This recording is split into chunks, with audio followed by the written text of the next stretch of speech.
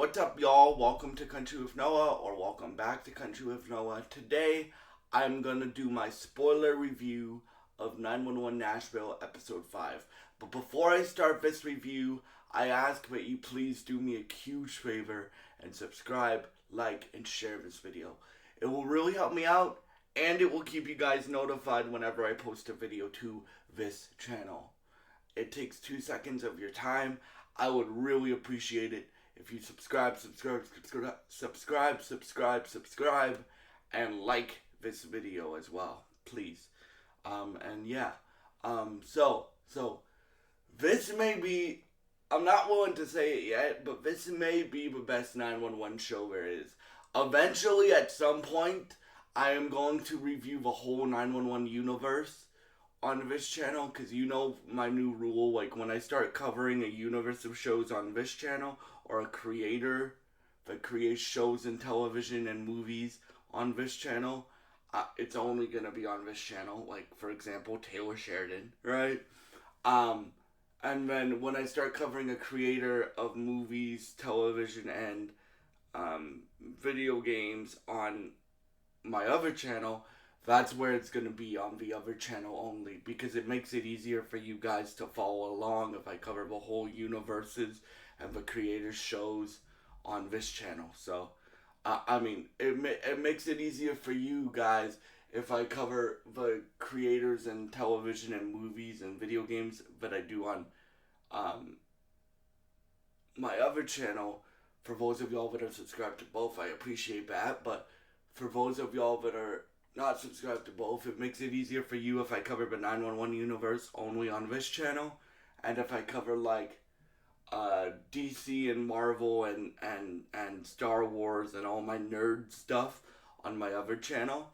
And then it makes it easier for you guys, and I appreciate for you guys like that decision. So yeah, so eventually I'm gonna get to reviewing the whole 911 universe on this channel, but right now I'm thinking that this is the best 911 show there has been.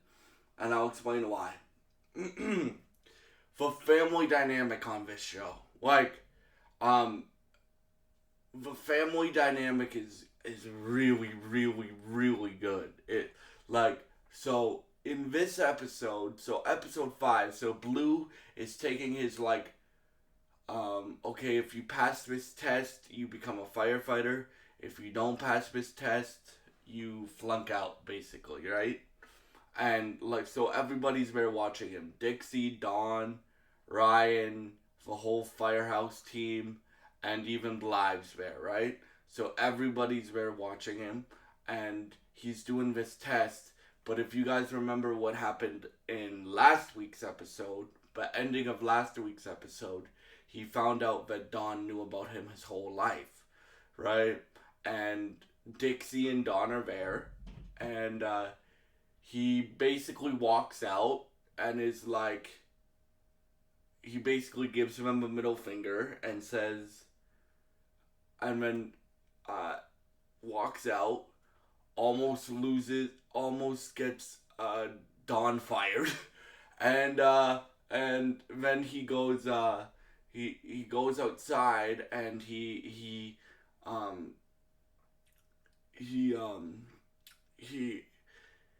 mom and Dawn, his mom and dad, go running after him. What the hell what are you doing? What are you doing? You're gonna destroy your life. You were meant to be a firefighter, and what? And when he yells at them both for like not telling him about Dawn sooner, not for Dawn doing anything sooner, right? And stuff like that. And he's like, and then, like, you guys know how I said, like, Dixie was she reminded me of Jamie Dutton. I think they're doing her on a character arc, I think, that will, like, turn her into a decent person, right? So, for me, like, great performances from all the cast, like great performances from Chris O'Donnell and Leanne Rhymes here, where they're like, what are you doing over your, like, what are you doing? You're throwing your life away, basically. And then Blue is like, I'm done with both of you. So Blue goes to sleep in his car for a while. Ryan tries to talk to him, but keep in mind, guys, Ryan, like, he doesn't act like a rich, spoiled brat, but his mom, like, his family is really, really, really, really, like, loaded. Like, they live on a big ass farm and stuff like that, right?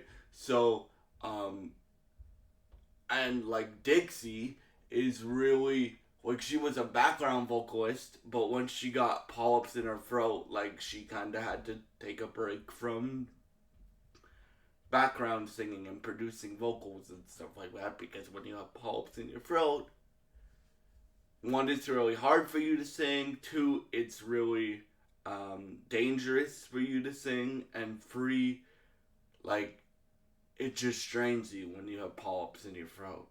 Um, I've never had polyps, but I've done a lot of research on vocal technique and vocal strengths and stuff like that. And yeah, like that's really hard for you to sing. So like you had like they're brothers and they're very similar, like Blue and Ryan, but they had completely different upbringings, right? So what basically happens is Ryan tries to go talk to him, and he's like, "You know, you're gonna make Dad probably lose his job because the chief is really, really, really mad at him, right? Right? And for me personally, I got why Blue was so upset. I got why Blue was so upset because, dude, I don't like being sugarcoated too. Sugarcoat for me is like not being told the whole truth, right? I don't like that at all. I don't even like it when my mom does it. I understand why she does it because she loves me, but I would rather you tell me the whole truth and nothing but the truth than tell me a lie or tell me a half truth, right? So I get why Blue was so upset, right? But you also get why Ryan's upset because Ryan has a scene with Dawn and he's like, did you think about what this would do to me if you lost your job? I would lose my best friend at the firehouse. I would lose my captain at the firehouse if you lost your job. And like then Ryan basically Don basically tells him like you're strong. You can go through anything, right? Right? Your brother is different than you. Like my dad said this multiple times. You and your brother are very different to parent, right? All right, that's called being a parent, though. Like finding a way to parent one kid and finding a way to parent the other kid, according to my dad, right? And that's basically what Don tells Ryan is, um, your brother didn't have all the opportunities that you did, right? Your brother's different than you are. You're my rock. You're the guy that that uh, saved me when I got struck by lightning. You're the guy that led the firehouse while I was out in a coma because I was struck by lightning. You're a guy. You're the guy that that that that trained Blue up to be as good as he is, right? And he's destined to be a firefighter. And then Ryan kind of feels bad for what he said to him because he basically tells Blue to stop being a loser and come back to the firehouse, right? And he didn't mean that in a bad way, but like again, everybody has a different way that you can talk to them. Like some people aren't gonna respond very well to that when you talk to them that way, right? And or actually most people wouldn't respond to that very well, right? So he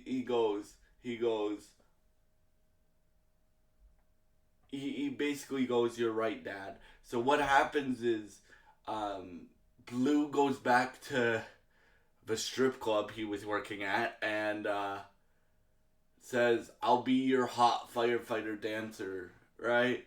because before Blue became an actual firefighter, he was a stripper firefighter. Like had a firefighter costume, and he would dance and stuff like that. And he's the guy who runs the club is like, okay, fine, I'll give you one more chance, but if you run away again, you're dead to me. That's the exact line. If you run away again, you're dead to me. And when he sees a lady who's drunk tries to drive, and guys, do not. I consider myself a role model on this channel, and I will always be a role model on both of my channels. So I'm assuming you guys all know this, but do not drink and drive. It's really dangerous and it's really stupid, right? So do not drink and drive, right?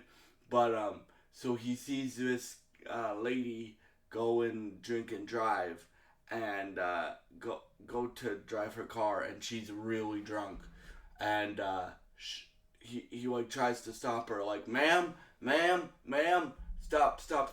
So he calls Cammy, and he's like, Cammy, I need you, like, what are you doing? What are you doing, Blue? And when he tries to catch the lady before she kills anybody, like, that's how bad it is, right? She's like swerving. She eventually gets to the point where she's passed out behind the wheel, and basically what happens is the lady almost runs into like a school bus full of kids, right? Or kids getting on the bus, and so Blue like turns the car around that he's driving, takes the hit, and basically gets knocked out for a while. And then Dawn and the firehouse team, so Dawn, Ryan, the firehouse team, are like, he wakes up and he's like, Dad, and he's like, Dad, and then he's like, you still think you're not destined to be a firefighter, bro? Right? He doesn't use bro, but I'm gonna use bro. And then he goes,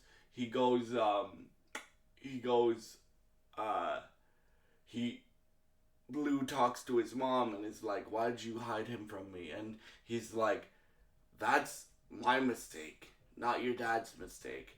But he still knew about me for years at this point. And he's like,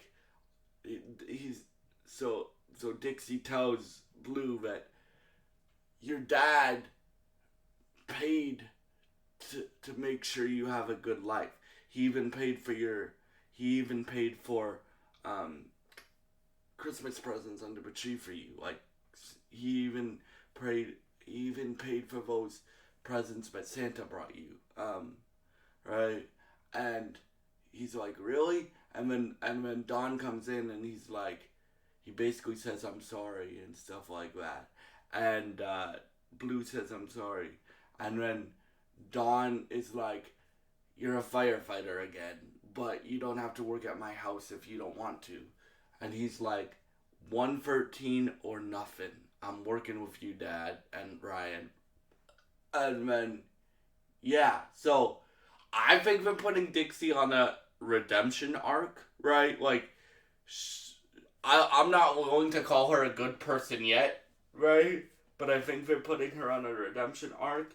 And then the secondary arc of this episode was Roxy, one of the two paramedics on the firefighter squad,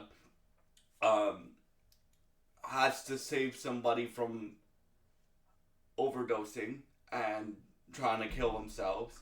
And then she, like, this person has nobody, like, they're Jane Doe. So, like, Roxy says, hey, I'll pay for the surgery, right? Because in America, you gotta pay for all your medical stuff, right? So she's like, I'll pay for the surgery.